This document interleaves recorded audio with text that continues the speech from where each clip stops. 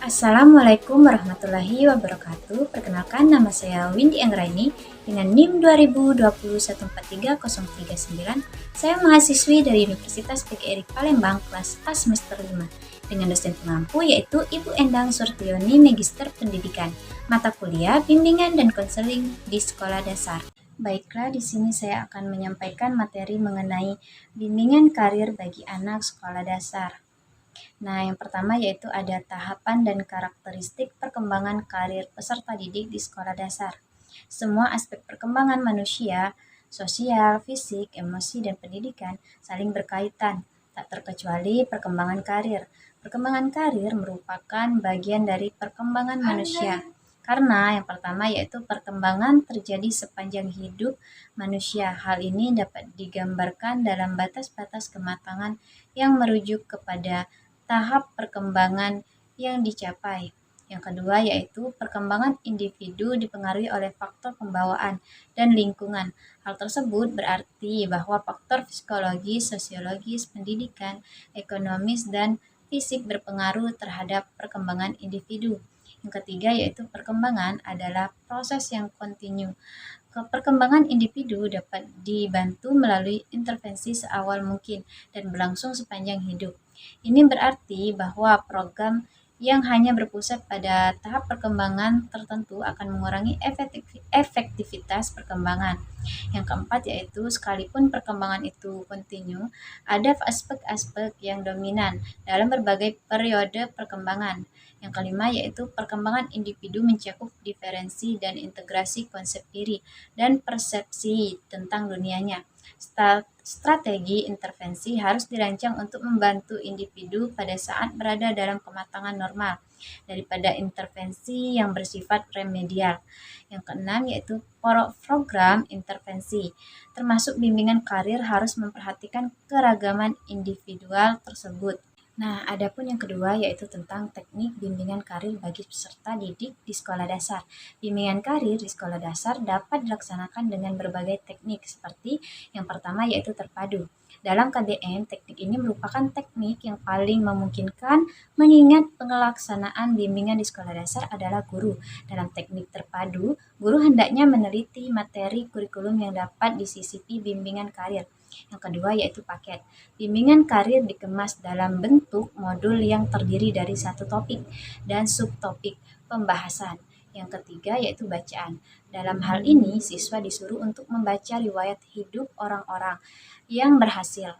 Selain dalam buku riwayat hidup, informasi jabatan dapat diperkaya dengan membaca sumber-sumber bacaan seperti surat kabar, majalah, media, elektronik, dan lain-lain. Yang keempat yaitu narasumber.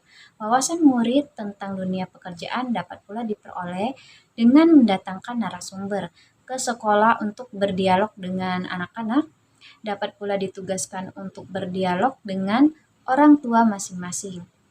Yang kelima yaitu pengamatan. Dalam hal ini, siswa dapat diajak jalan-jalan menuju suatu tempat. Kemudian di sepanjang jalan, mereka diminta untuk mengadakan pengamatan tentang jenis-jenis pekerjaan, apa saja yang ditemukan. Yang keenam yaitu cerita. Murid usia SD sangat menyenangi cerita. Oleh karena itu, guru dapat saja melaksanakan bimbingan karir melalui cerita. Akan sangat terkesan jika tokoh-tokoh dalam cerita divisualisasikan melalui boneka atau media gambar. Lanjut yang ketiga yaitu tentang pelaksanaan bimbingan karir di sekolah dasar. Tempat pelaksanaan bimbingan karir dapat di mana saja, misalnya di dalam kelas, di luar ruangan, atau di tempat kerja yang sesuai dengan topik yang dibahas. Penentuan tempat juga bergantung pada fasilitas yang dibutuhkan. Jika dibutuhkan gambar-gambar, film, atau video, barangkali lebih cocok menggunakan ruang audiovisual. Kalau memang ada, teknik pelaksanaan juga dapat bermacam-macam secara kelompok atau secara individual, tergantung dari kebutuhan dan tujuan. Dapat juga dengan cara alih tangan atau referral, artinya minta bantuan orang lain yang ahli dalam bidangnya untuk memberikan bimbingan karir. Demikian juga metode dan peralatan yang dibutuhkan disesuaikan dengan topik pembicaraan dan tingkat perkembangan anak. Selanjutnya yaitu yang keempat, contoh konkret bimbingan dan konseling karir komprehensif di sekolah dasar. Yang pertama yaitu siswa diajak jalan-jalan menuju suatu tempat karena dengan jalan-jalan ini siswa akan melihat dunia kerja yang luas. Kemudian di sepanjang jalan siswa diminta mengadakan pengamatan tentang jenis-jenis pekerjaan apa saja yang ditemukan. Yang kedua yaitu konselor atau guru dapat menggunakan cerita. Karena anak sekolah dasar senang dengan cerita. Dengan cerita, ini dapat terkesan jika tokoh-tokohnya dalam cerita tervisualisasikan dengan baik, bisa menggunakan media gambar.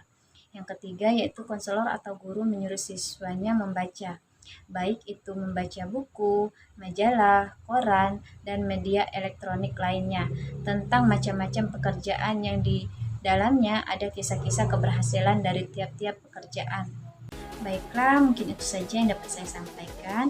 Saya akhiri dengan ucapan wassalamualaikum warahmatullahi wabarakatuh.